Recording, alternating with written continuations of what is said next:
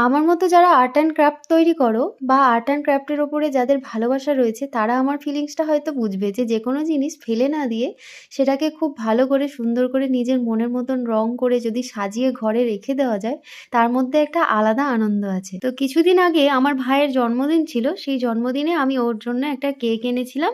তো সেই কেকের সাথে এই ছুরিটা দিয়েছিল, এটা একটা কাঠের ছুরি, তোমরা সবাই নিশ্চয়ই দেখেছো। তো যাই হোক, ওই কাঠের ছুরিটা ফেলে না দিয়ে আমি রেখে দিয়েছি যে কিছু একটা আর্ট অ্যান্ড ক্রাফট তৈরি করে সেটাকে ঘরের মধ্যে সাজিয়ে রেখে দেবো বলে। মা আমাকে বলল, "এটাতে আবার কি করবি? তুই এটা যে রেখে দিচ্ছিস?" তো আমি বললাম, "দেখোই না কি করি।" তখনই আমি বসে গেছি, এটাকে খুব সুন্দর করে একটা পার্পেল কালার করে নিয়েছি এবং তাতে কিছু কলকা আর ফুল অ্যাড করে দিয়েছি। তো তোমাদের সাথে কথা বলতে বলতে আমার কাজটা কমপ্লিট হয়ে গেছে আর মায়েরও এই কাজটা খুবই ভালো লেগেছে।